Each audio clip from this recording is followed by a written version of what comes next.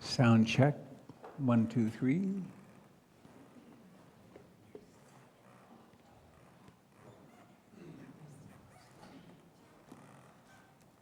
Just 1, 2, 1, 2.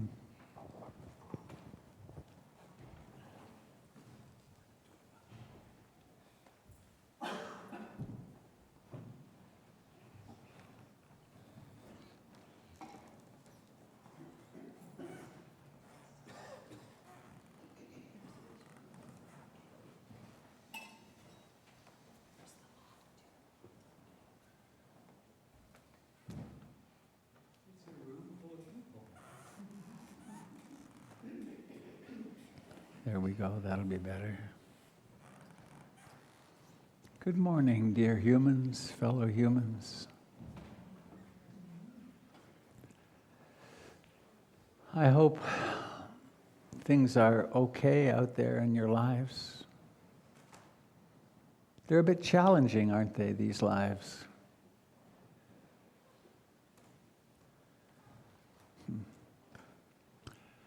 Well, we have a little island here in this room where for a couple of hours all we have to do is watch what's happening.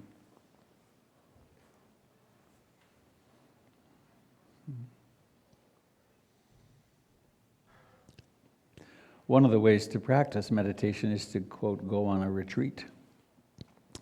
And over the years and they're hard, it's hard to do intensive practice.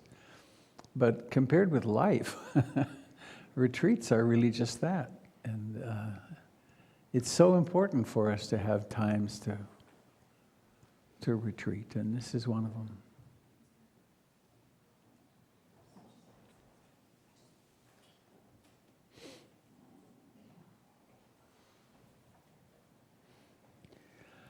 So I like to begin with a moment, if you wish. You can, if you want, just stay inward with yourself.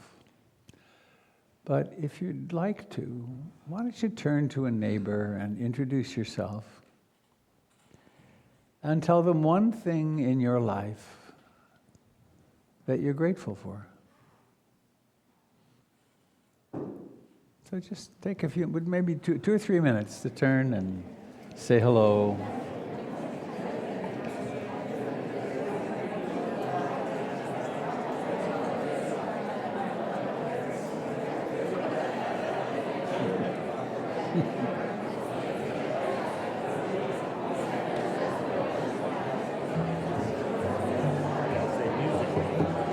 Huh? Oh. Grateful for his music. Amen.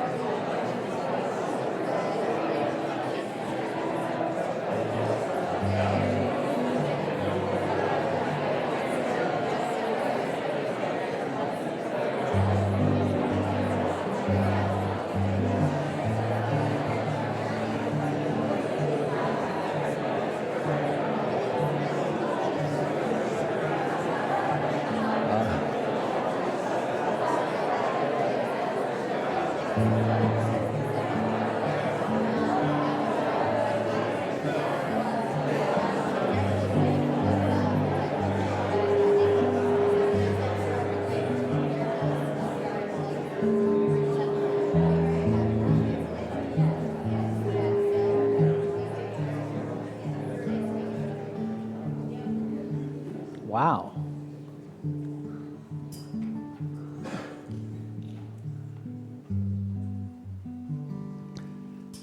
Who would have thunk it? A room full of silent people turns into that in a heartbeat.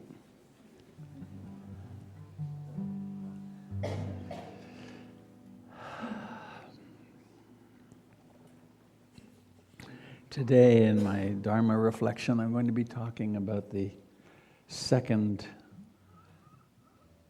aspect of the Eightfold Path. Wise intention or resolve or wise thought. And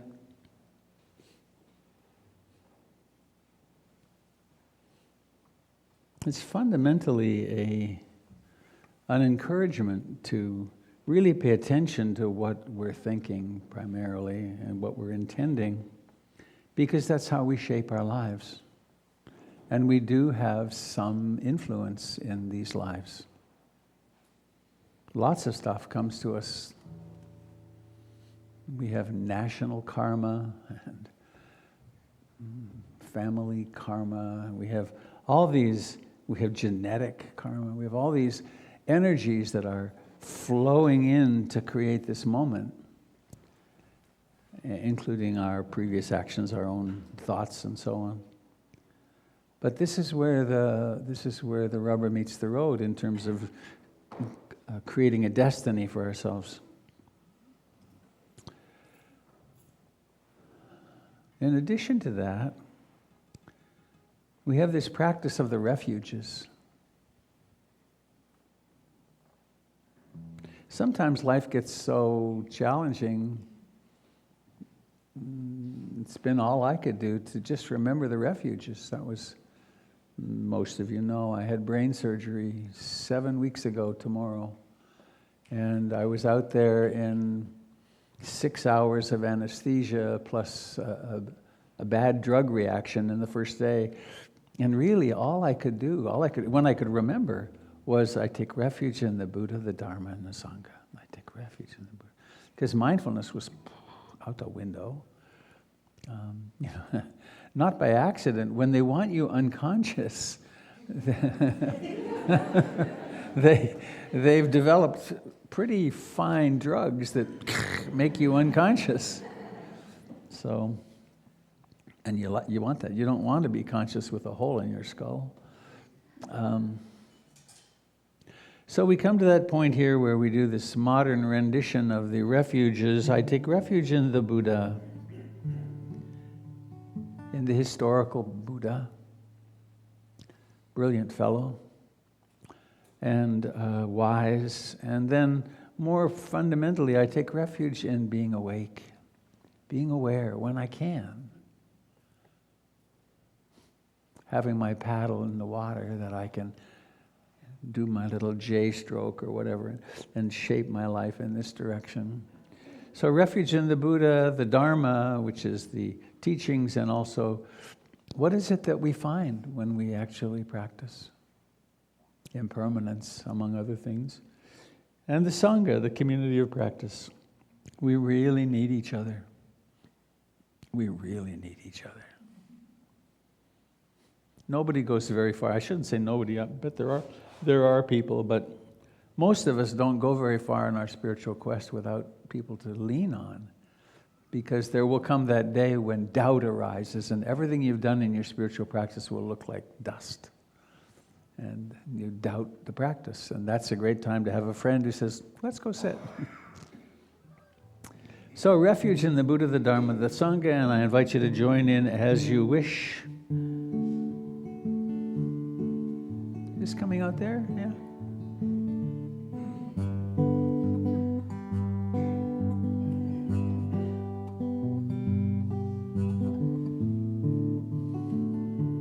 I take refuge in the Buddha, the one who shows me the way in this life. Namo Buddhaya. Namo Buddhaya, Namo Buddhaya.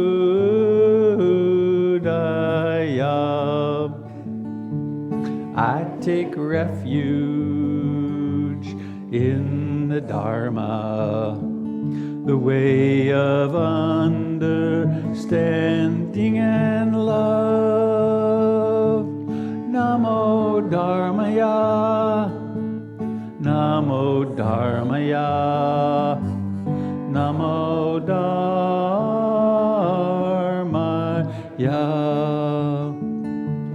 I take refuge in the Sangha, the community of mindful harmony.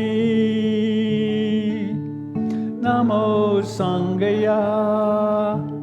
Namo Sangaya, Namo Sangaya. Once more. I take refuge in the Buddha, the one who shows me the way in this life.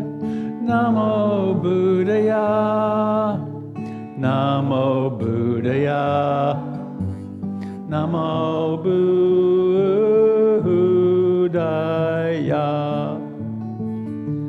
I take refuge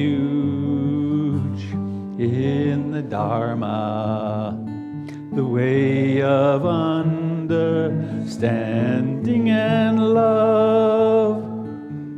Namo Dharmaya, Namo Dharmaya, Namo Dharmaya.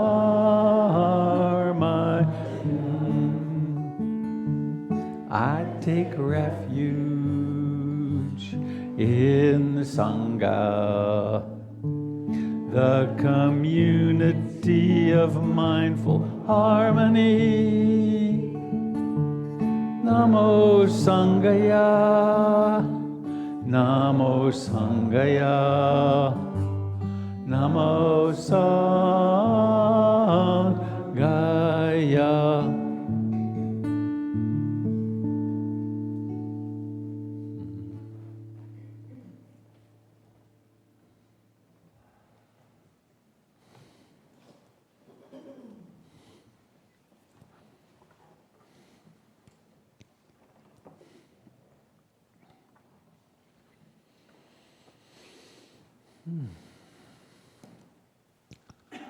Hello to those of you joining us on the internet. And Doyle, hello.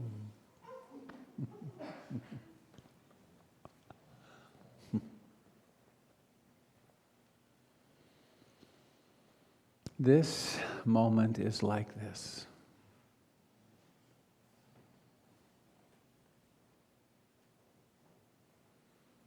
It's a moment of being alive.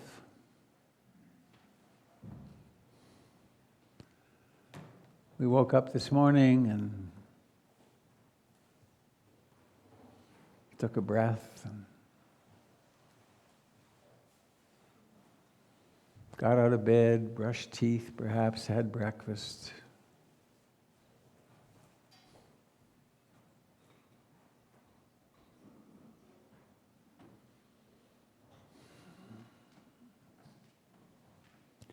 Maybe we had that extraordinary privilege of taking a hot shower.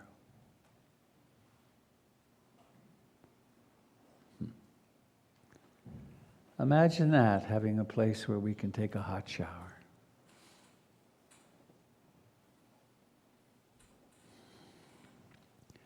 And one way or another, we came here.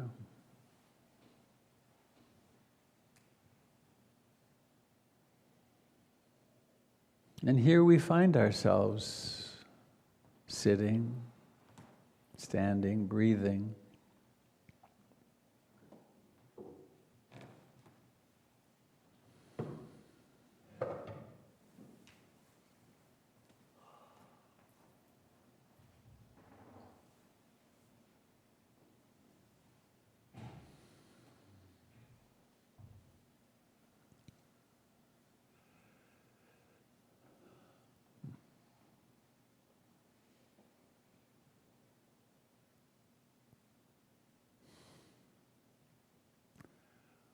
We live at the bottom of an ocean of air. From space, it's almost invisible. When they look to the horizon from the International Space Station, there's a little thin layer of blur, which is our atmosphere.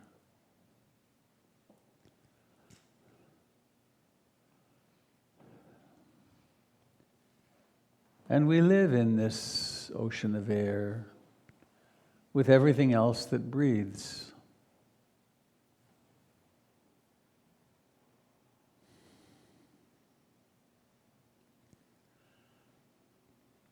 So this essential, natural, living process of breathing in and out connects us with all of life.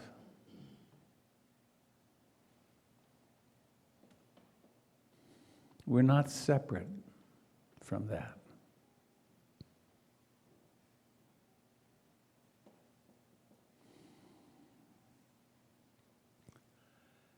It's common in Buddhist traditions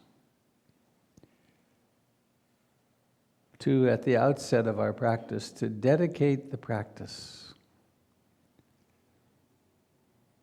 The classic one is, I dedicate the merits of my practice to all beings.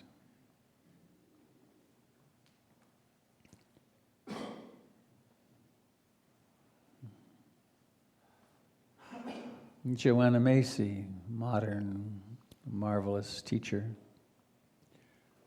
would say things like, and I dedicate this practice to my recognition of my intimate connection with all of life.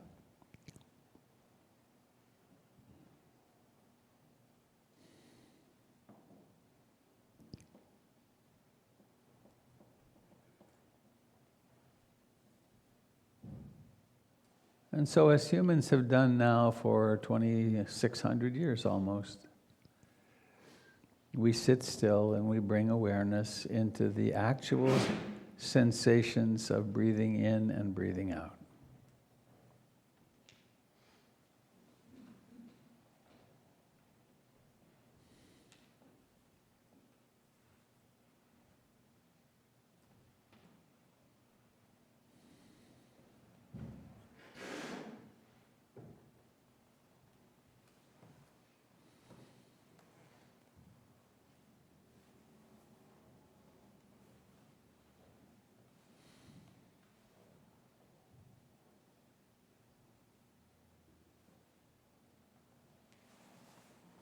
Each breath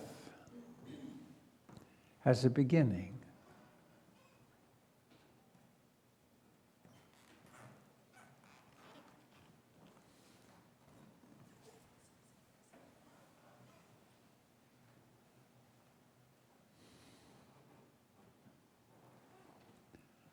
And that beginning transforms into the rising of the chest and abdomen.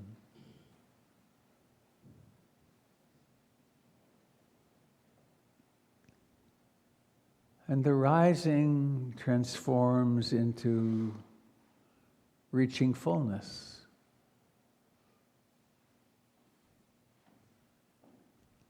And that yields to breathing out.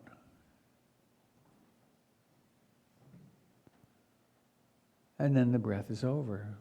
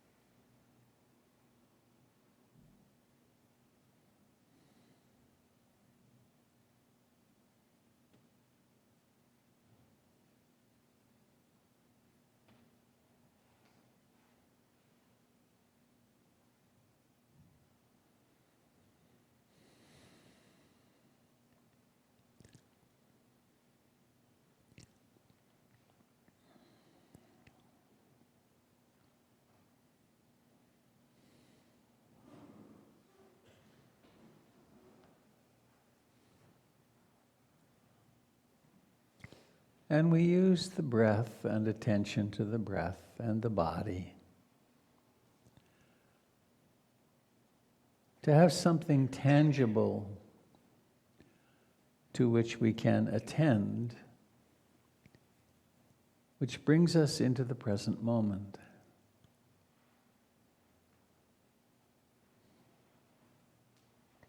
And this tangible home base then helps illuminate how the mind wanders,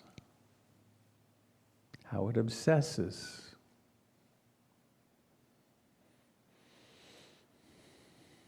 It makes visible somehow the mood which is present, the stories that the mind tells to itself, the beliefs, the emotions.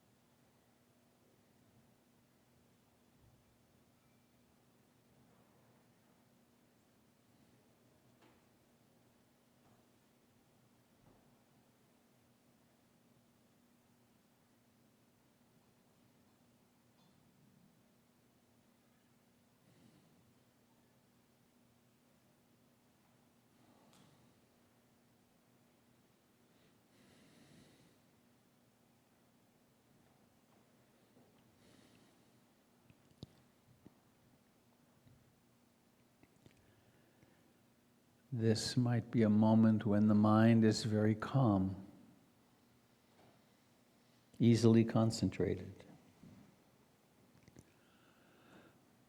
Or it might be a moment of restlessness or desire. It might be lost in the past or the future.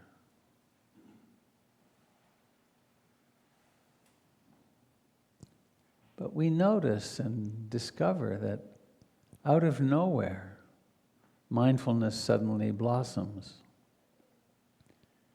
In the midst of an obsessive worry or plan, suddenly there's knowing of that process. And in that knowing is the freedom to come home to breathing in.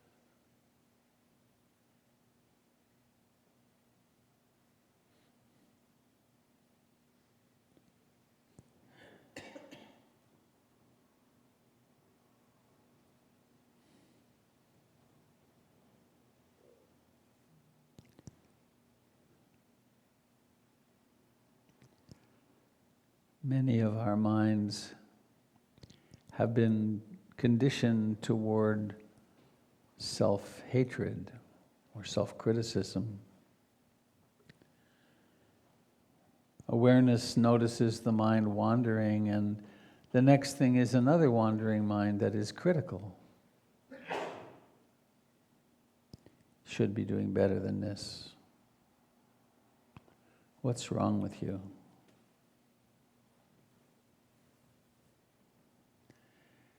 It's the same skill of mindfulness and concentration that opens further and notices the self-hating thought as the thought. No more personal than any wandering mind. It's like weather.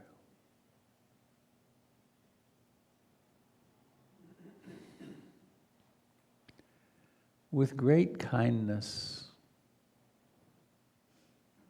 true love in which there's room for everything.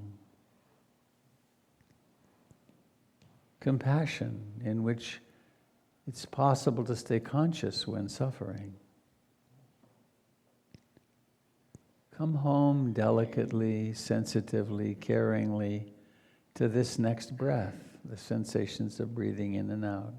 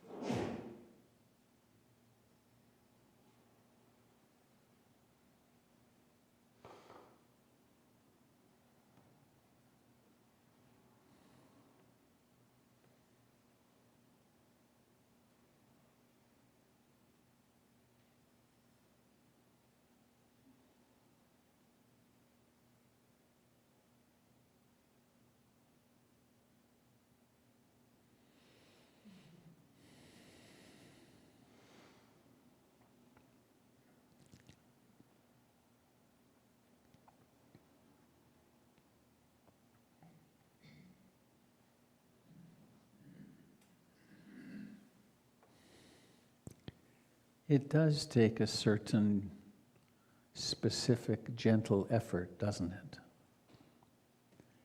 It takes a commitment, a remembrance. Oh yes, I do intend to simplify this mind right now and come home to the actual life of breathing in and out. I intend to practice renunciation with these thoughts. If they're still here later, I can indulge them, but for now, I'll just let go of them and be with the breath.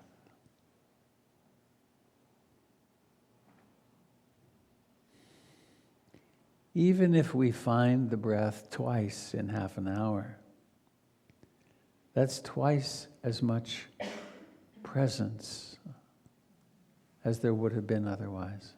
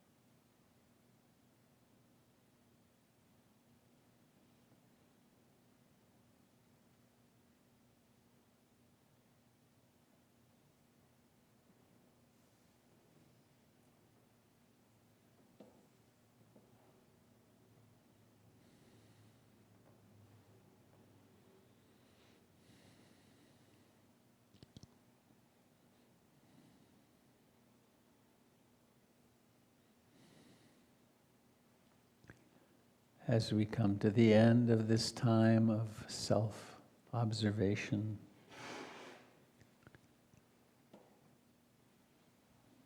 notice how it's been. Easy, concentrated, blissful, challenged, restless, full of desire or disliking. Has there been sleepy dullness? Or restless and agitation, or doubt? What's the mood component that's present right now?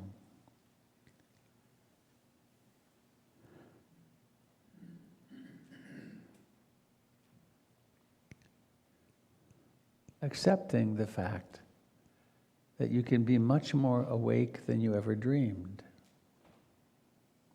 Very simply, it's just this, being awake.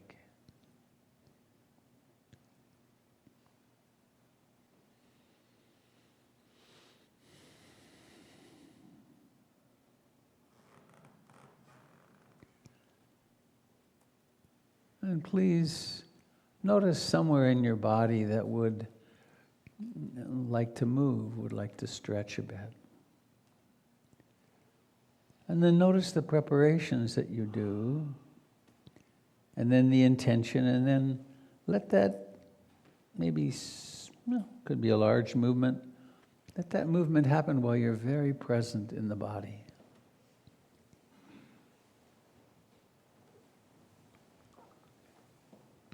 No need to, quote, stop meditating just because you're not going to be sitting still.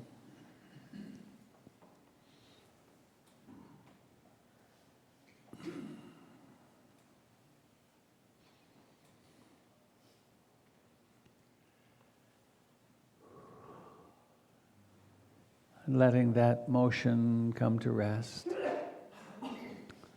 sometime soon. And then noticing the intention and what it will take for the eyes to open. And letting that happen. And notice what happens in terms of the visual field.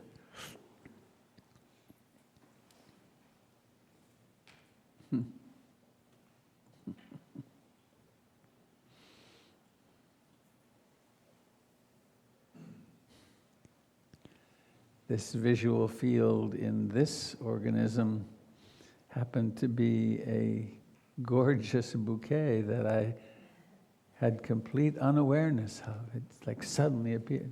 Did it appear here just now? It did for me.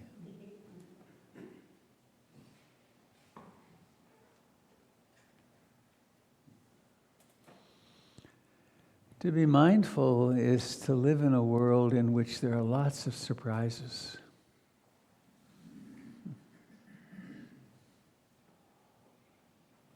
There's that pretty color of the soap sometimes. Suddenly, wow. Or the beauty of a friend who meets you somewhere. Or maybe yourself in the mirror.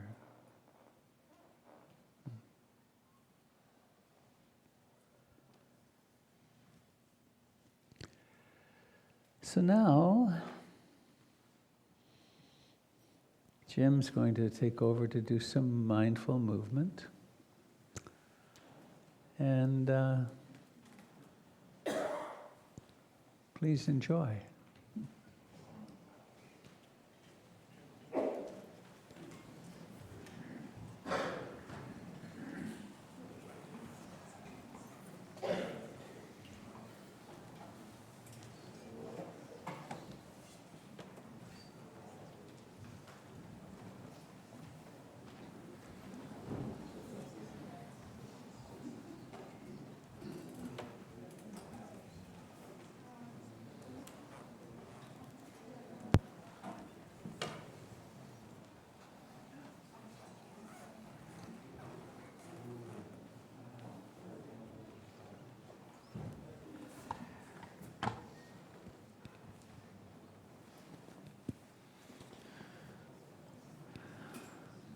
So here we are again, standing, moving a little bit, just back and forth, noticing how the feet kind of spread when you put lots of weight on one side and then spread on the other side. Lots of sensations between all the little bones and tendons and muscles in the feet. We can we can bring our hands forward and then take our weight forward without bending the waist and feel how the toes dig in. We become a plank with a tilt forward, but the body knows how to steady that, and then push back a little bit and feel how at a certain point you don't want to go any farther. And then come back and forward.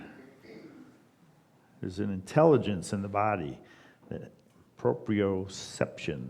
We perceive what the angle of balance is, and we prepare for more engagement, and then relax in the center, sink into the knees, and sink a little farther, and then lift.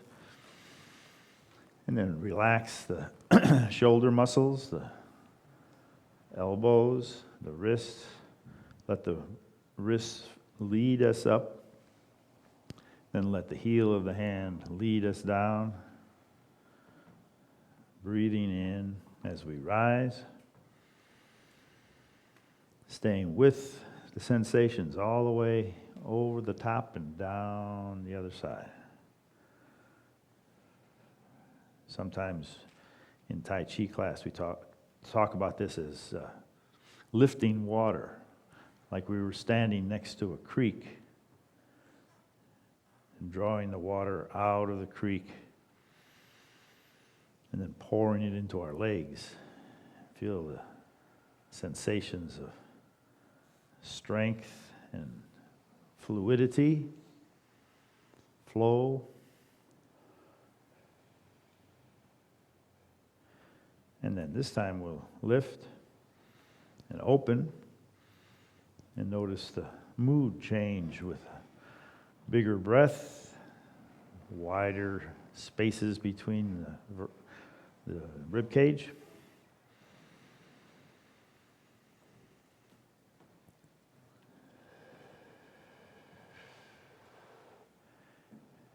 And a different mood in the whole body when the rib cage can really expand.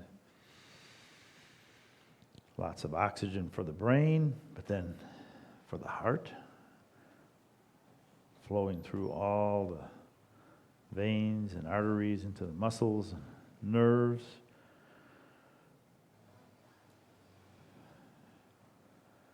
This time, reaching overhead, painting a rainbow, and noticing how when you engage your imagination, that has an influence on the sensations of the body. If there's a rainbow up here in my imagination, there's lots of enjoyment all the way through the whole body.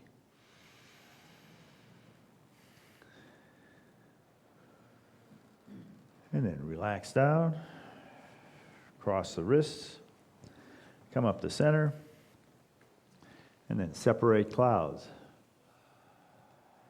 So we twist the tendons and muscles away from the shoulder socket. Palms out. We're only moving clouds, so it's not a stressful action. We're just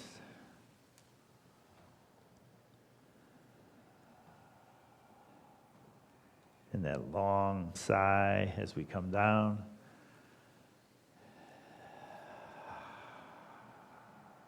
Once more. So we can be mindful of sensations in the feeling world, turning, lifting, pushing, pulling. But we can be aware of sound of your breath. If you're on a particular board in the floor, then you may hear some other sounds outside the body. But you can hear your breath. You may hear the breath of the person next to you. If we really exhale, we release all sorts of tension.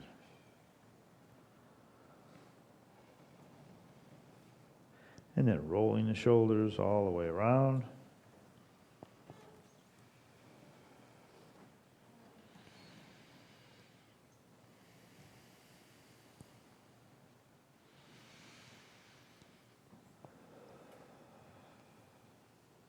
Oh, I just thought of another Qigong exercise. Let's pause, take a breath. As we were doing that, I saw dozens of fingers. There's an exercise called the birthday candles. You draw them in, move them out, and discover them again. How many birthday candles are in the room right now?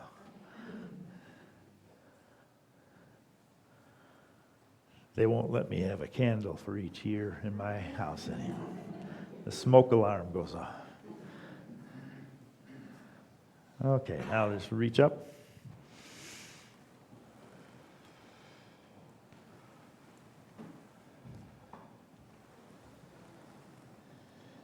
And the mood changes. mood is affected by the size of the movement or the area we cover and the rhythm. Let's turn and gaze at the moon and sweep across and gaze over here.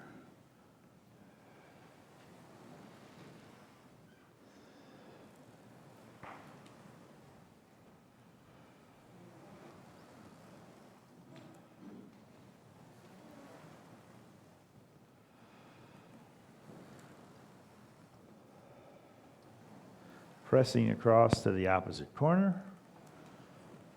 Feel the engagement in the legs as you get weight out here and weight out here.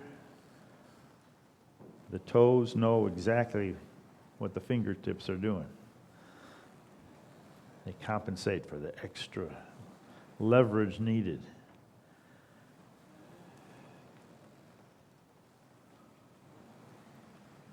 Then reach across. Focus on the palm. Let the other palm face the earth and draw across the center line all the way to the other side, and then switch as if the upper hand is a cloud drifting across the sky with a shadow following dutifully underneath. And again, the right hand knows what the left hand is doing, even though it's not doing the exact same thing. One hand has the thumb up, the other has the palm down, and the brain just flows into the opposite with each pulse of the gesture.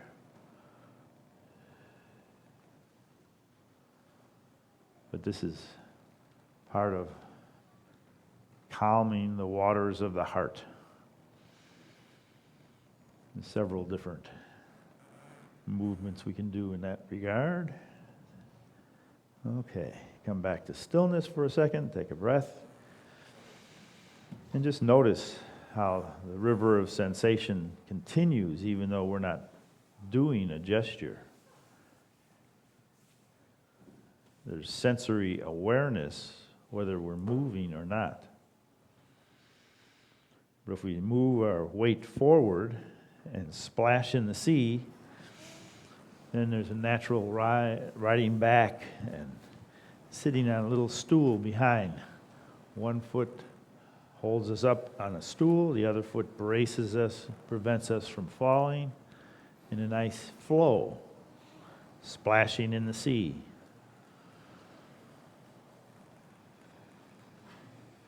And then we turn, follow the same pattern.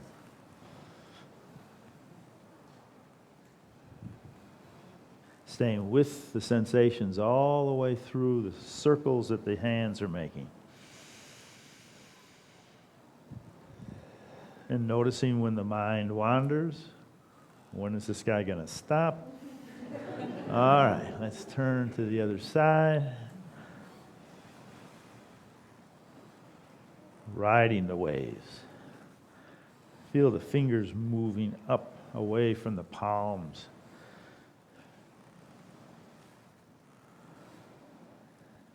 And then turning, flowing into the other corner. Hearing the peripheral vision, there's waves all around you. Swimming in the chi. Open the hands, palms up, palms down. I have to be very careful saying swimming in the chi, not the cheese. Someone asked me once, why are we swimming in cheese? All right, switch.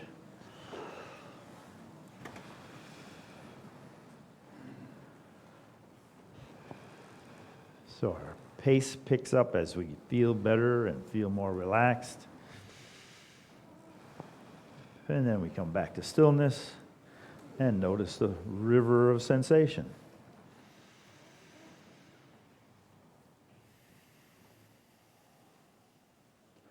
Sinking, making a fist, rising, The dragon rising from the sea.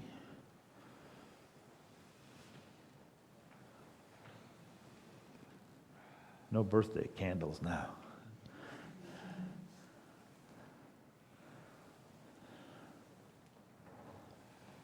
Then spreading the wings and soaring with the cranes.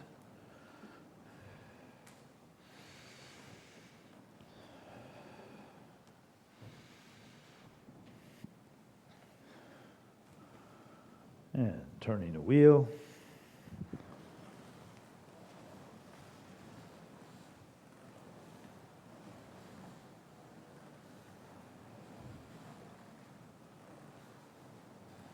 Changing direction.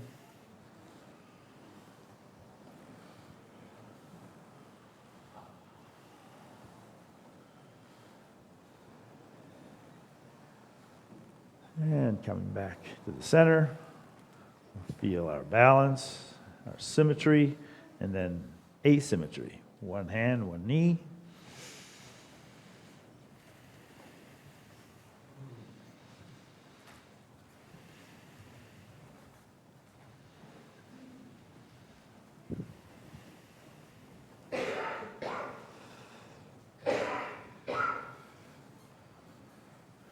Very good.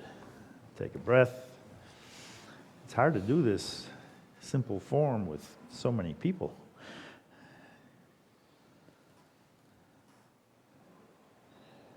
This one's easy. Stay in your own space and release new energy in and release what you don't need. Pause one more time to feel the river of sensation.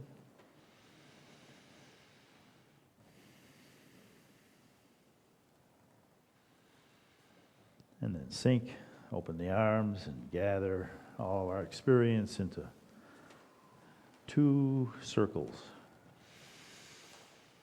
Sinking down.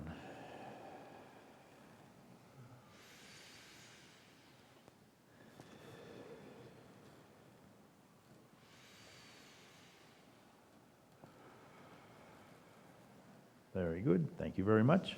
I'll be here on the 18th from 10 o'clock till 2 o'clock, and we'll do some more Qigong with a focus on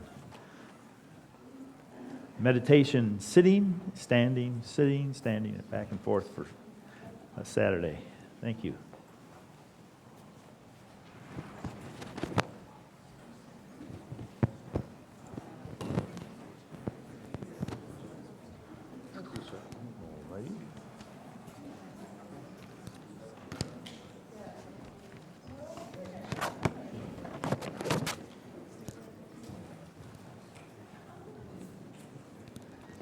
Good morning, Sangha.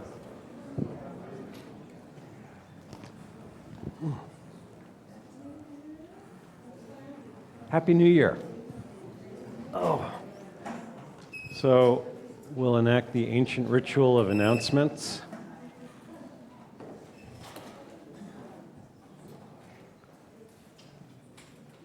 So first thing, Ipsia, are you around? Or Misty? All right, I will. All right, well, I can put that off until later. We do something called Dharma Consults, where if you have something coming up in your practice that you'd like to discuss with an experienced practitioner and check in, or if you'd like to start a daily meditation practice, we can get you started with that pretty quickly. Jim would be happy to do that for 2 or 3 of you for 20 minutes each today. Or if today is not a good time, if you contact me at the community office, I'd be happy to set you up with one of the teachers, and we can very easily arrange that. I did not need to make an announcement at the very beginning about the classroom because Paul Levine was very gracious about volunteering for both hours in the classroom. I also looked at the schedule. We've got an online sign-up for the classroom volunteers, and all the slots looked very lonely after today. Going through, I don't know, for like the next 3 to 6 months, I didn't see anybody signed up. It would not take many people to go there and to volunteer once a month for half an hour and fill a significant portion of the schedule. Oh, okay, you have a question? What's your question? I have signed up for once a month for the last 6 months, but none of the next, this month and forward are showing up for me. Could you see me afterwards, and I'd be happy to fix that up for you. But thank you very much. So if anybody else would be interested, it's very easy to do, and we do have it all fixed. There was a problem. This really is important. This is a way of supporting the next generation of meditators at PIMC. Hopefully these kids in a few years will be sitting among us, meditating on Sundays. So while it's important for the parents, it's also important for us as a Sangha collectively to support this program. So please consider doing that. What is the job? It's to help out with Rebecca, the teacher in the children's education program, for an hour, if on a Sunday, or 2 hours if you feel like it, and just be there with the kids. She needs, because we are not a public school program, we don't have all of the support services that a teacher would normally have. Rebecca is there by herself, and even for a small number of kids, with such a wide gap of age ranges, because we go from 4 to upwards of 11 or 12, it takes an awful lot of her attention in order just to handle even a small group of kids. So a volunteer in there really, really helps make the program sustainable. I believe that in terms of volunteers, we need some housekeepers.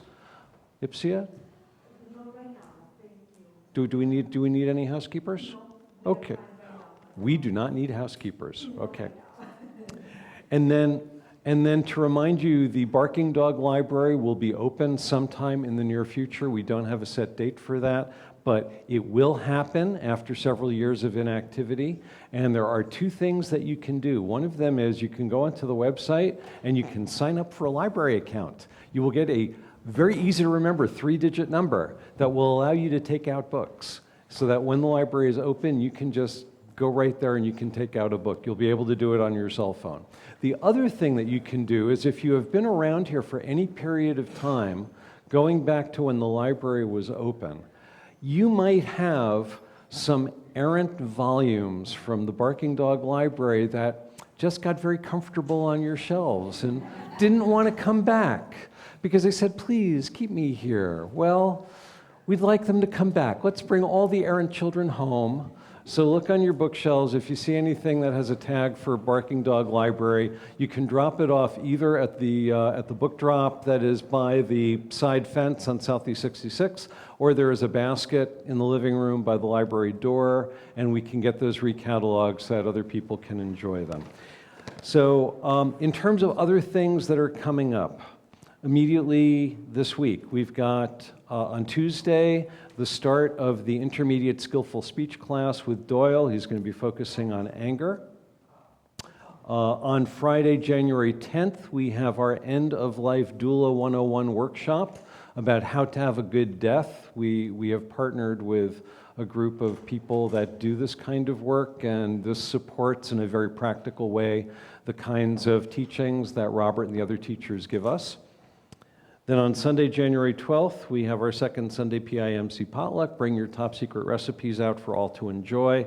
And then on Monday, January 13th, we have a Skillful Speech NVC practice group.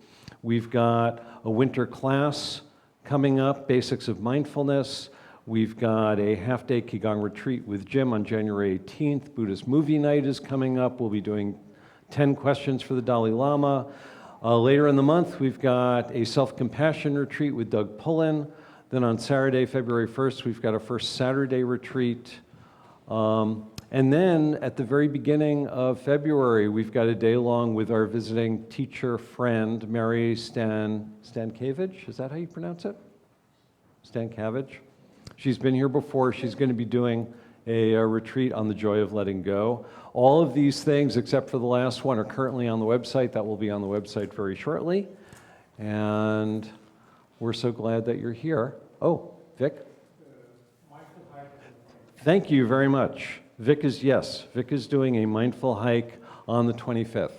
And that will be posted on the website. I think that is posted on the website right now. Thank you for the reminder. I hope you all have a wonderful Sunday. Thank you so much for being here. Blessings on your day.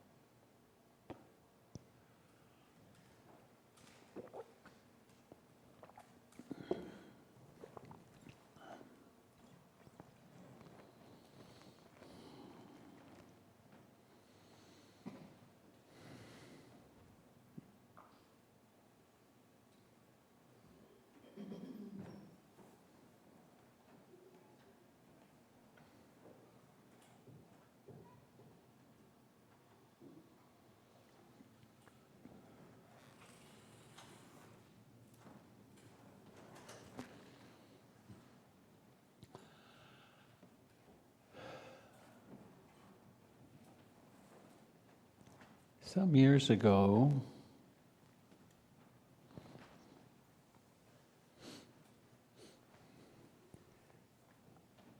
it became important somehow to develop a personal mission statement. And at that time, I was going to a little island in Canada in the summer, camping out with my then partner. And I took 7 Habits of Highly Successful People. What was his name? Covey, Stephen Covey's book, and chapter 3 is how to write a mission statement. And so for almost 2 weeks, I toiled over this mission statement. And finally, I had an aha. I wrote and wrote and wrote, and finally I had an aha, and it was like, it was to live as best I could in this lifetime according to the Eightfold Path of the Buddha, and to share it as effectively as I could. And I came home and told my kids, who were then 23 and 20-something, and they each individually said, well, duh, why, why did you bother working so hard on that? But it was true, and it's still true. And I realized, thinking of starting a new year, and that I think what I will do again this year, I've done it several times, is to, through the course of the next 48 Sundays, or however many I'm here this year, is that I'll do my best to go through the Eightfold Path and to touch on wise understanding and wise intention, and then wise speech and action and livelihood and effort and mindfulness and concentration, which is really the operational, what would you call it, the user manual for this particular spiritual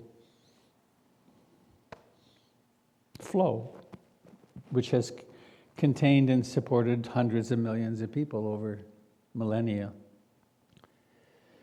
And so I want to start with this, if I can get it to work.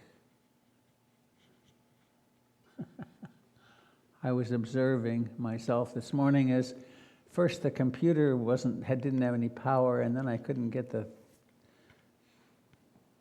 projector to work, and now I can't find the hole for the HDMI plug. Oh, there it goes. No anxiety. Isn't that interesting? No anxiety. I used to get so uptight when the technology failed. Are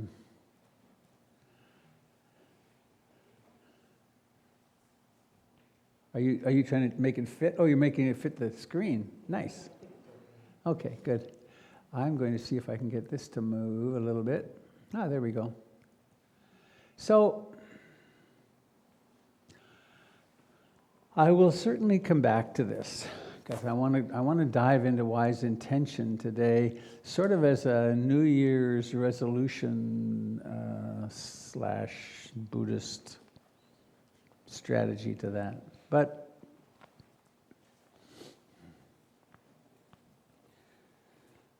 let me also say this.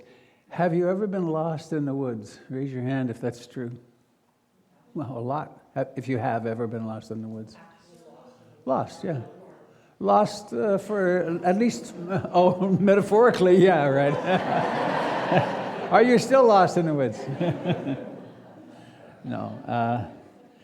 There's a bad feeling that happens when you suddenly realize you're actually lost, isn't there? It's like, oh no. Let me ask you this. Have you been lost in the woods overnight? Yeah, it's nice to have good gear when that's the case. And when you're lost, and then you find a trail or maybe a creek, and a trail's the best thing, because then you know this is going to go somewhere. And usually down is a good thing to do. That was my experience when I ran into the Eightfold Path. That there was something I could do. It made sense. in the wilderness of the thicket of ideas of how to live a better life and be happier, to find something that over time, over these almost 5 decades, as I've developed a more and more granular view, getting up closer and closer, it all hangs together. It's just not contradictory. Every piece suggests and reflects upon and strengthens the others. So this was the first thing the Buddha taught was the Four Noble Truths. In fact, that I love that wall hanging back there. I purchased that in Thailand. That's the Buddha's first sermon, the Dhammachakrapavatana Sutta, the sutra, the teaching on putting in motion the wheel of the Dharma. And it's in that teaching that he said, there's suffering, there's a cause of suffering, there's an end of suffering, and there's a path that leads to the end of suffering. And that's the Eightfold Path. Let me ask you this. How many of you, without looking at the screen, could name the 8 steps of the Eightfold Path? So, good. Okay. It's worth talking about, obviously. So this is the absolute Landsat view of the Eightfold Path. I'm going to describe it in less than 5 minutes. You notice up here in this corner, this section here, it's not a quadrant, it's a whatever a third is. This is the wisdom section. We live our lives through a worldview. There's a sad worldview living itself out now that's called an eye for an eye and a tooth for a tooth. Right? It's been with us since the beginning, and it brings personal and interpersonal and international tragedy, an eye for an eye and a tooth for a tooth. It was a pretty new idea with the Buddha and then Jesus to do something different. And it's difficult for us humans to pull that off. But our view or our understanding is of great importance. And the Buddha suggested that right at the foundation of our view is, why do we suffer? Are we suffering? First noble truth, dukkha, the cause of suffering is craving, and there's an end to craving, and then there's a way to make that happen. The law of karma, understanding, living our lives with the law of karma in the front, which is how I act will rebound on me. Changes everything. We don't get away with, as Ruth put it, you don't get away with nothing. Because it's always because of this law. The understanding of impermanence. What a different world it is when we approach it recognizing nothing is going to last. Nothing that I have is going to stay with me. So we start living much more lightly. And the really core, difficult to understand, particularly at first, teaching on anatta, that what if we, I wish this, that everyone in this room, before bedtime tonight, has a profound experience of being who we really are, what we really are. For a tenth of a second, or maybe for 5 minutes, that'd be even nicer, we would all realize, oh, what I am is everything. And everyone in this room is me. That changes things a lot, utterly. I mean, if that were the case, then when this dies, it's not the end. It's just this dying. Or when that person over there offends me, and the reaction of being offended, this is all just happening, and I don't have to go attack anybody. Big changes. So this is the worldview. And then this, I'm not going to go into this today, but just to, don't go there, Robert. Come back. I'll get lost in the weeds. Then there's wise intention. what are the guiding intentions in your life? The culture would encourage us to have money, power, control, big house, big car, fancy vacation. You must get married, you must have children, or you must have something. You must follow some rules. And those of us that diverge from those get punished, and it's very difficult. The Buddha suggests that different intentions, which are, I really want to become wise in this lifetime. I'd really like to become more loving. In the eulogy, it would be really nice if someone said, I never met anyone more generous than this person. And so there's then to develop, I'd like to develop compassion, kindness. So we can clarify our intentions, which then guide our speech, our actual actions, and our livelihood. And then there's the meditation section, skillful effort or wise effort. What the Buddha taught was the efforts that will make us happy in the long run are the efforts that have to do with cleaning up the mind. And so when the mind is all involved in something like greed or hatred, restlessness, agitation, sloth and torpor, dullness, doubt, when the mind is planning to do some unskillful activity, to rein it in. No, thank you, mind, not going to go there. And then bringing wholesome, as they call them, qualities into the mind, practicing mindfulness, practicing metta or loving kindness, practicing generosity. It's a gardening metaphor. The Buddha came from an agrarian society. And lots of his metaphors were about planting seeds, taking out the weeds, cultivating the crop, reaping the crop. So, learning how to work with the mind skillfully. And then wise mindfulness, I won't go into that right now, but learning how to be mindful of the body, of the liking and disliking that happens all day long, of the mental formations, of the story, the history, the stories we tell ourselves about, this is who I am, or the ideologies that we happen to fall into. And then there's wise concentration, the capacity to develop the mind, which can actually focus and stay focused. So in a way, this is up here in this quadrant, this section. What should I call it when it's a third? This third? All right. This is about wisdom. And at first it starts with an hypothesis. We say everything's impermanent. Is it? Well, if we start observing our behavior, and we clean up our behavior, and the mind starts getting clearer, and we meditate, we get more and more sure, yeah, it really is impermanent. Everything is. It's still not really stable, but coming out of my medical crisis of the last 2 months,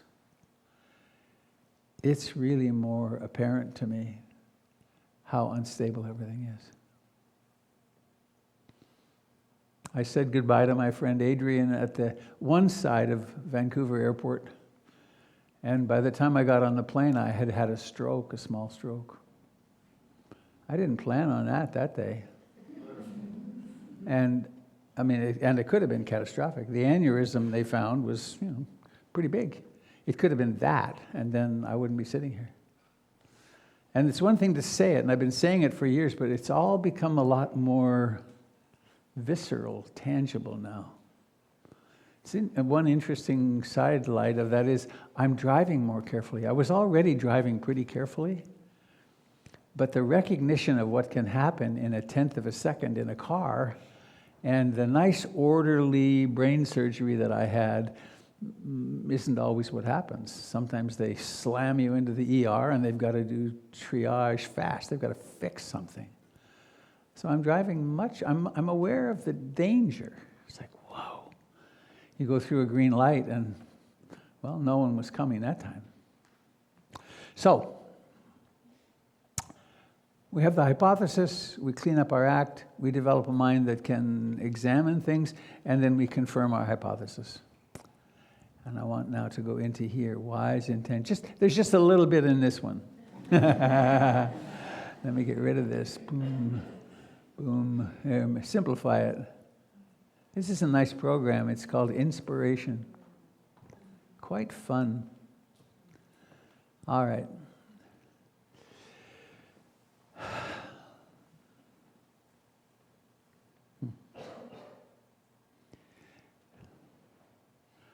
I really want to make this usable. And I'm aware that one way to present this, which I saw tons of in academia, was to try to cover it all. Right? And then this will be on the test, and I also want to address, if I can, one fundamental assumption, or maybe two.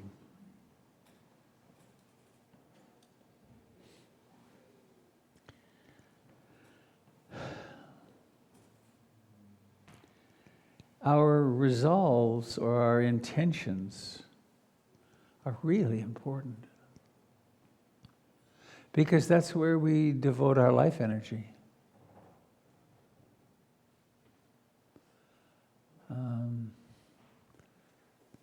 I lived in Europe for a couple of years. One year was in a little town called Andermatt, the top of the pass system in Switzerland, where I was a ski patrolman. And that year was the year of Bernard Rusi. He was the world's greatest skier, won the World Cup and all. He lived in that village. And he picked my girlfriend and I up in his fancy Ford Mustang, big monster car. And he talked about how much he hated skiing. Because he skied, with some expletives, he skied 50 weeks a year. When he wasn't in the northern hemisphere, he was in the southern hemisphere. And he had this devotion, and he became the world's greatest skier. And it was remarkable and amazing. But it hadn't led to a great deal of happiness, interestingly. So what is it that we're devoted to unconsciously? One way to put it is, what is your strategy for happiness? What do you think is going to lead you to happiness? I've done enough of visiting Costco that I've discovered that's not it. In fact, there's a quote here from Robert Bly. I don't know if you can see it. You can never get enough of what you don't really want. So the promise of consumerism is a lie. Bigger, better, faster, cheesier. I'll be more secure when my trust, when my savings are this much. Then I'll be able to retire and be happy and safe. And is that really where happiness lies? Or I've had a couple of really fantastic vacations. Boy, yeah. And they were. And then they were over. So is it in vacations? No. I've had 3 marriages. I discovered that that doesn't lead. I must say, I think I'm in my, as they call it in academia, I'm in my terminal marriage. It's like finally I grew up enough that I think we're gonna be able to stay together. And accepting, this is what relationship really is. It's really about loving each other, and not about all the fireworks and getting all that I want. It's about learning to love each other. So I invite you, think about where do you devote your time and energy? And is that enough? And you're here, which would say something really fortunate, which is that you've discovered that your inner life is of such importance that you're here on a Sunday morning. That's pretty impressive, isn't it? And if you're having a daily practice at home, or even an occasionally daily practice, that also, something has turned on or lit up in you it's like you get it. I've got to tame this mind, and this is we start having the capacity to see how our crazy conditioning leads us into more suffering and hurting other people. And then the brighter consciousness becomes, the more we start noticing, then we can start being more active in the process. It's the way it is, but it's sort of too bad. It's the hardest at first. Right? Maybe we're strung out into some kind of addiction or some personality trait which is causing us to be in uproar all the time. And then it takes a while to clean those up, sometimes years. That my experience has been that my devotion to my meditation grows every year because it becomes clearer. Oh, this is where happiness lies. Without mindfulness, I repeat the same ridiculous mistakes again and again. So, coming back to this.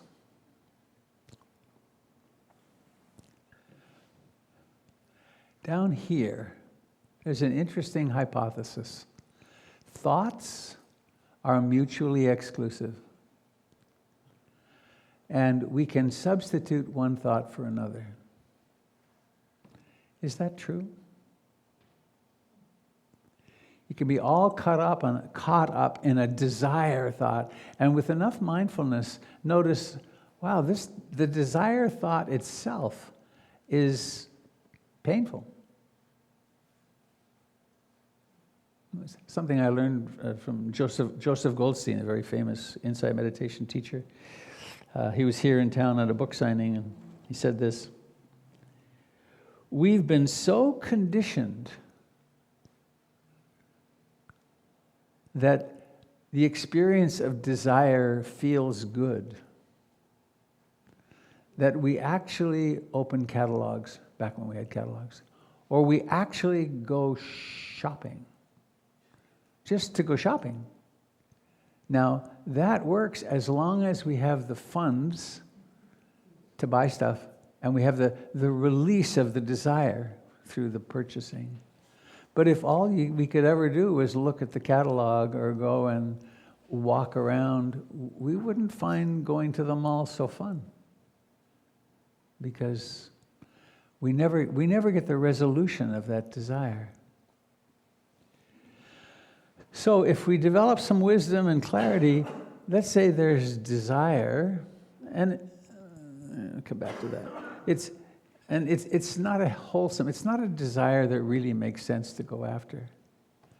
With enough mindfulness, we can notice that and then reflect, for instance, so what would it be like if I satisfied that desire? Would I go to jail? Would I create some mess in my life? Or would I have one more thing to deal with, one more object of... So we're literally changing the track. We're reflecting rather than being caught in the desires. Is this making sense? I'm not being quite as clear as I'd like to be. So thoughts are mutually exclusive, and we can begin to see thoughts as thoughts. Now that's a huge relief. And we can substitute. And then looking into our conditioning, come on now. Oh, I learned a new trick. There we go. Unwise views. We can live lives that are very caught up in greed, in ill will, and in cruelty or harmfulness. And we see this lived out on the international scale all the time. We can see it sometimes in our families of origin. We can see it in ourselves. And just to track these out, if I live a life where my deep unconscious belief is wanting and getting are where happiness lies, then I practice sensual desire, possessiveness, and I'm acquisitive. Now, the part I tried to remember before, it's not that there's anything wrong with wanting, and there's anything wrong with developing strategies for getting the things that we want. It's knowing, is that really where happiness comes from?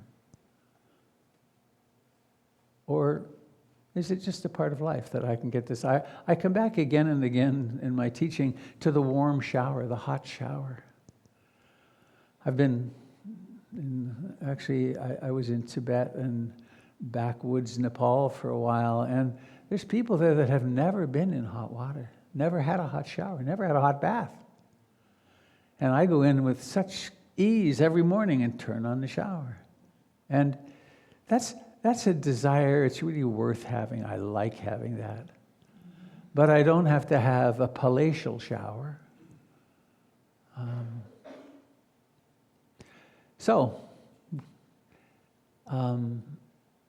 Ill will. Whoops, I missed it. Do you know anybody who's angry a lot of the time? And we have examples of that out in the world, and some of us have it in our lives, or maybe we were that someone. That somehow or another we thought that being angry and hostile was going to lead us to happiness. It doesn't. So if I cultivate a mind that rests in ill will, maybe let's say I came out of childhood, difficult childhood, and somehow or another, out of my pain, I learned to look around the world and see people in very negative ways. Everywhere I'd look, I see enemies. My allies are my enemies. And if I can become aware of that propensity in myself, I can begin to undo that way of seeing and start looking around the world and seeing in its extreme, everyone here is me. Everyone. What if we took that to some developmental extreme and we realized even the people that we most cherish to hate because they're bad, what if we were to see them and instead of seeing them as someone to hate, we saw someone who was terribly wounded and the only sensible thing to do is to love them? Which doesn't mean we don't try to stop them. And what if it's actually gone to the point of being cruel and nasty to people, harmful, even in the name of the good cause? What if we can start noticing that and realizing how uncomfortable it is? So these are attitudes and behaviors, in a way, based in what the Buddha called unwise views. And then there's wise views. Renunciation is an interesting one. It's not very popular in modernity. To realize, here's this desire, I want this. Do I need it? Do I really want this? I don't think I'm going to bother. In a world where we are consuming the resources way faster than we can survive, renunciation makes a whole lot of sense.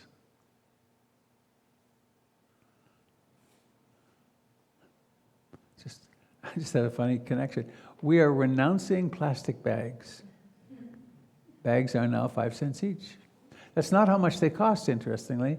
New Seasons pays 15 cents a bag for the bags they produce, the paper ones. But they didn't feel that it was supportable to charge 15 cents a bag. Interesting. So what about this renunciation notion as a practice? The practice of patience is a practice of renunciation. I want to be there now, and there's all these cars in the way, and get angry about it. Or I can renounce, I can move to, I'll get there when I get there.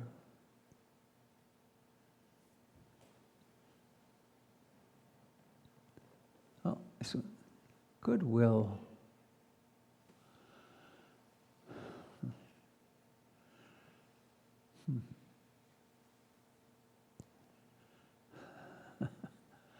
I'm got lost there for a moment, and I was listening to a favorite Avett Brothers song at Costco one day, on a Costco tear here today, and it's really about the song is it ends in I have no enemies, and my heart opened up, and everyone at Costco looked so beautiful. I had this happen in an airport once too. It was great. So, but what do you do when that happens and your heart is just filled with love and compassion and everyone is so beautiful? Life becomes really cool. Right? Then it doesn't matter if the lines are long or if there's problems because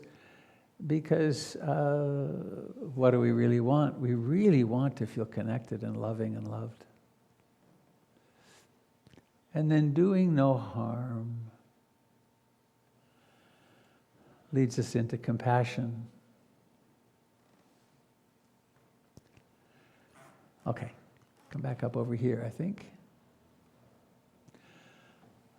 Another structural reality, I think I would call it.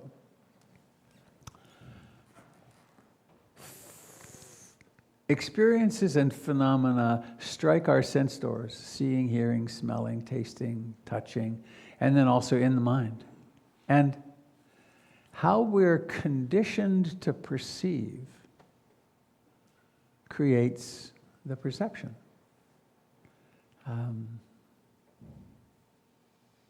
If you've been trained to distrust someone of a particular race, or a particular appearance in some way, isn't it interesting how you so easily see them that way? And it's the truth, quote, because that's your perception. The perceptions lead to thoughts, and the thoughts lead to actions of mind, speech, and body. And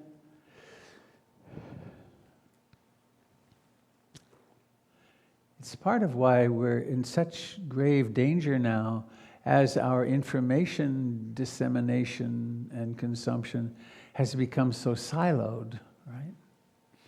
If you're of this particular political denomination, you only take in information there. If you're for this one, you only take information from there. And it gets deeper and deeper and deeper and deeper because it conditions our perceptions. This spiritual path has to do with bringing more and more mindfulness into our perceptual apparatus. And then we start perceiving even the people in the other silo, or even the person who's our partner in life, we start perceiving them differently because we start perceiving ourselves differently.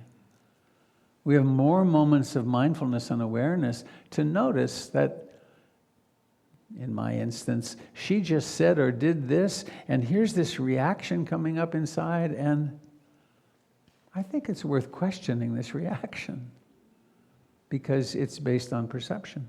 Is this making sense? And how to slow down the process of perception? Sit a lot.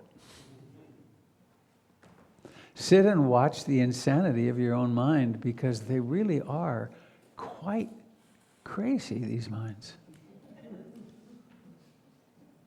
I've had a lot of time to practice in the last 7 weeks. I didn't work.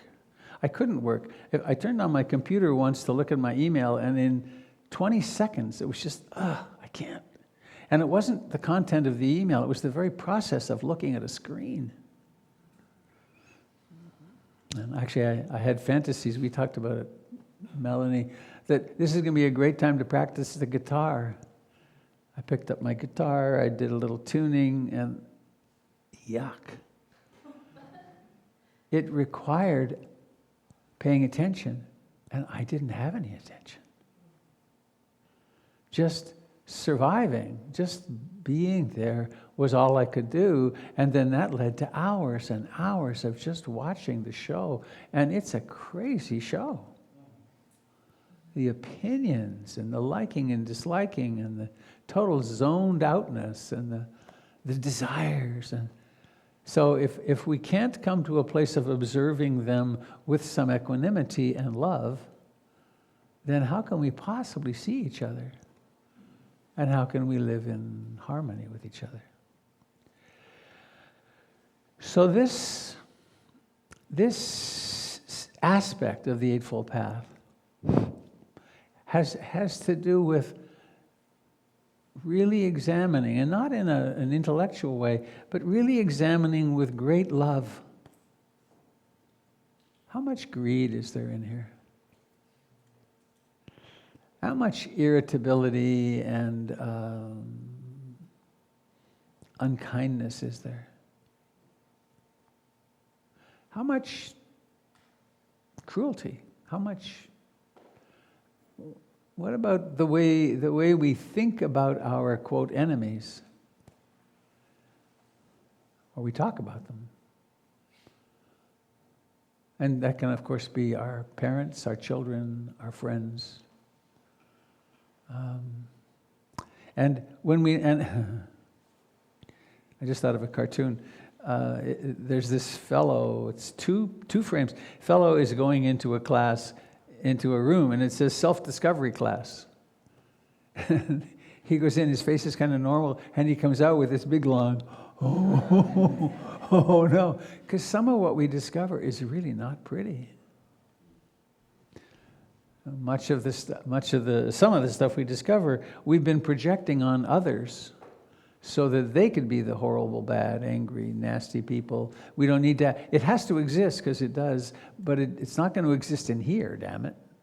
So we project it outside, and we never know when we're projecting. It happens quite unconsciously. But then as we go deeper in our meditation, we have to own those. I just remembered early in my first long retreat, small meditation center, and can you imagine this? One morning, about 2 weeks into the retreat, they had no yogurt. I mean, it was really appalling. And not the teacher, but the fellow, the assistant teacher, I told him the problem. And he took me outside into a little garden spot, and he said, Robert, I've noticed that people who go through the world being as always as nice to everyone as you are often riddled with hatred.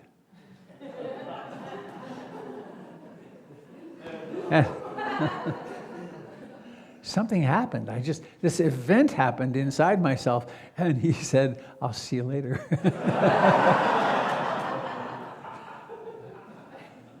I hated that guy.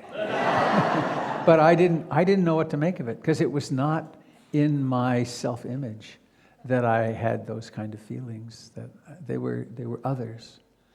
And there was a lot. For several years there, I was making friends slowly with the fact that I had a lot of anger and hatred that were not allowed. There was anger and hatred in my family, but it couldn't be in me, so I was the good boy. And it really weakens one not to know that's there, because if you don't have access to your anger in a safe way, then this whole taking care of yourself motivation gets just pushed away. So, coming back to the foundational layer here. The first layer of meditation is stress management, and it's being used, mindfulness-based stress reduction. It's really, how many of you have done an MBSR class, please? Yeah, that's a fair number. And it works. It reduces all kinds of medical syndromes, and it's very helpful. And insurance pays for it, or will sometimes. Then meditation also is very helpful at the level of psychology, and we're delving into that a little bit here. Learning to see our motivations, learning to observe the thoughts, the ideology that we came out of our family of origin with. Carl Jung created a term, or he used it a lot in his writing. He called it individuation, that through the Jungian analytic process, one actually becomes more of oneself. And in the last year before he died, he dictated a book called Memories, Dreams, and Reflections, a great read. And he said that if he could go back, and if he had search and replace, he would replace individuation, he said, with the awkward term personality specificity. Personality specificity. And the meditation does that too. That we discover, what is my personality? How have I been conditioned to think that I am? And there's so many activities and thoughts and ways of being that we've just pushed aside because they didn't exist in our childhood. Among them, being hugely loving, hugely compassionate, actually seeing other people as ourselves. Those were not practiced in my family of origin. So, what if we get enough mindfulness? That's the psychological layer, and then the spiritual layer, the who am I layer. What if we get enough mindfulness, and the other mental factors as well, to be able to watch our personality acting? And then we realize increasingly, I'm not my personality. I need a costume, I need a personality to live through. But what if we start noticing that it's not really fundamentally who we are? What if we start noticing that we are the Buddha? We are that which is aware of our personality. The degrees of freedom that start coming into our life are stunning. Not making sense. It's a big leap, but I really do like to hyphenate the personality now, because we all have one, but we don't have to be so enamored of them. And how do we become free of them in this model? We spend the time sitting and we watch them yak on. Or we spend the time in our life with mindfulness and we watch how we relate to other people. Or we watch how some news item sets something off in us, or how something that happens in the world, our intimate world, affects us. And we get more and more space around it. And therefore more freedom and more capacity to love. So I invite all of us, I'll do it too. Take a little while to reflect on, what do I do that I think is going to bring me happiness? All of our compulsions and addictions fall in there. Even though, this is a fun experiment. Please raise your hand if you have any addiction or compulsion that you know you would be better off without. Look around. Why don't you stop it? Just stop it. Well, we can't, because they come from deeper in us than we have access to. Now, we could criticize ourselves about that, and then we do, and then we're in the battle. Or we could be loving and realize, wow, I'm so normal. I'm so normal. There's parts of my life that are out of my control, and so what to do? Move toward loving. And if I can love myself in that, then I can love the other.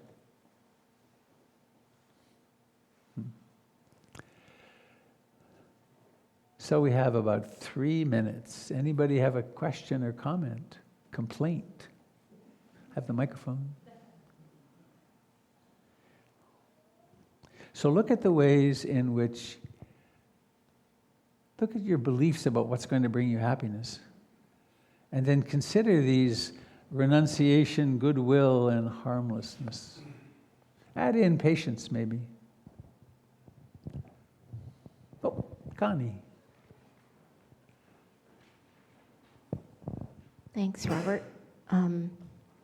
So on the way here today on my bike, I was thinking about the difference between someone who's addicted to drugs and someone who's addicted to Buddhism. Can you talk about that? I mean, I was trying to not judge either one. So. Well, we can watch. How does life unfold for one who is a whatever addict? Or it's always helpful to push person. How has it led to misery with the addictions and compulsions in my life? And how has it led to more kindness and compassion and happiness with my increasing dependence on the Dharma? Yeah, I think it was about judgment, about Yeah. equalizing somehow. Yes. You know, that we all have it. Mine Yeah. just feels Gotcha. better for me, and theirs feels better for them. There was a guy when I was back working in drug and alcohol treatment. This guy, I think his name was David Berenson, and he had a profound spiritual awakening. And we had recordings, little cassettes. We had recordings of him before his awakening experience and after. And one of the after ones had this encounter in it. He was with a man and a woman, and the fellow was a very late stage alcoholic. I'm going to call him Bill and her Alice. And he's having this conversation with them, and Bill is really headed for death. I mean, it's really very bad, out of control alcoholism. And he said to Alice, "Well, Alice, you know, one thing we know for sure is that Bill is going to sober up, either now or when he dies. So there's no emergency."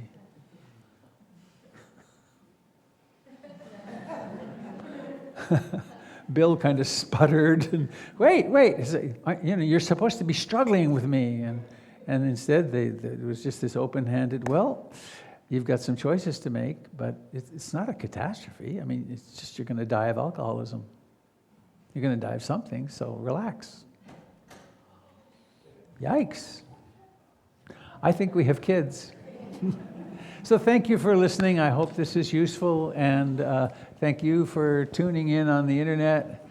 And let's make a big circle and welcome the kids and do a little closing.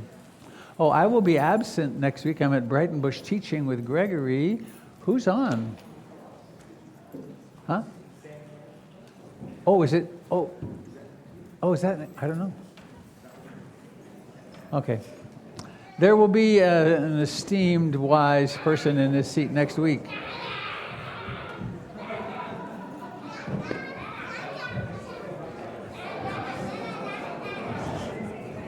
Connie. Oh, there it is. Hello, love.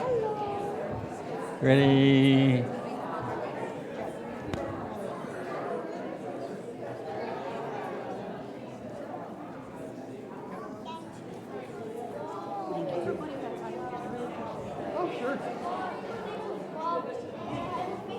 Oh, thank you.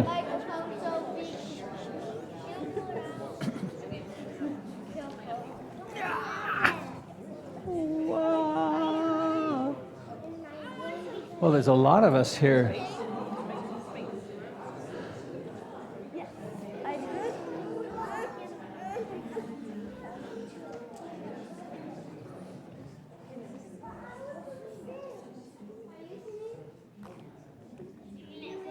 Hello, everyone.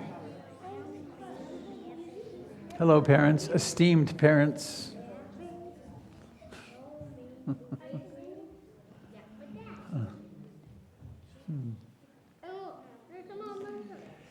Quite an educational experience being a parent, isn't it? Whew. May I hold a hand? Thank you. May I hold a hand here? There, you could hold our hands too. You want to hold the pinky? No. You could hold your mom's hand. All right. Icky, don't hold my hand.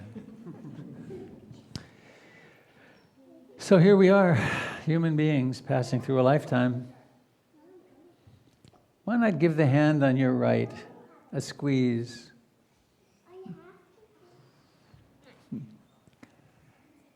What would you wish for this person? If you remembered that they were immortal, that they're here for a little while and then they're going to disappear, what would you wish for them?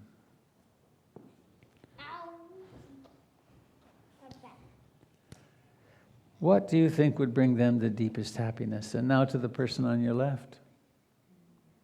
Wish them well.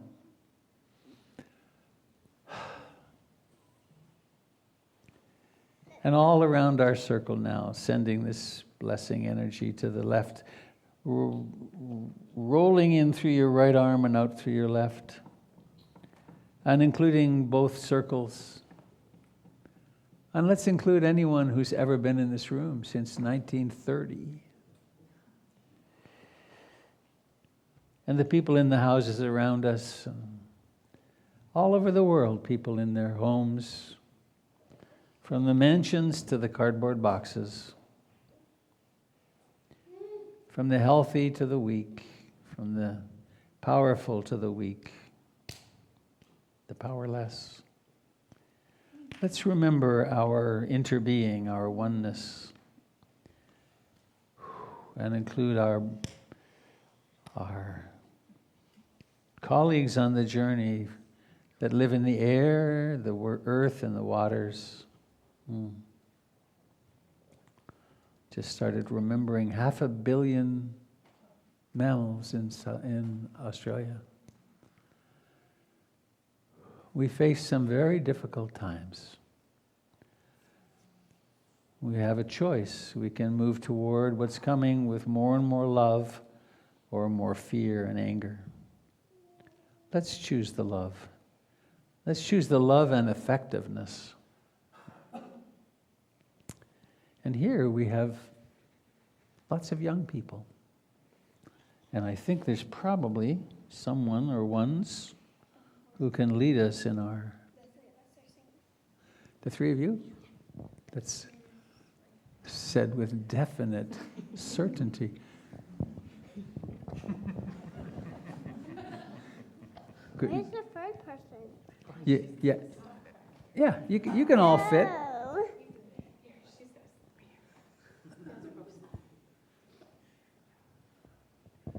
All right, let's get it so you can all reach and be close. Anybody missing now? No. The three of you? Okay. When you're ready. Ready. 1, 2, 3. May all beings be happy. May all beings be happy. May all beings be happy. Sadhu, sadhu, sadhu. Beautiful. Thank you. All right. Now, not yet. Please don't catch your hair on fire. So back up a little bit, everybody. Back up a little bit. All right. Now, do you have a wish? Does everybody have a wish? How about at home? Make a wish. And we all breathe in. Not yet. Wait. Don't set your hair on fire. All right. Breathing in. 1, 2, 3, go. Yay.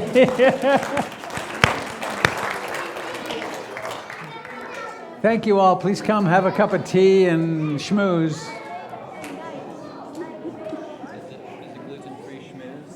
I don't know. Is there?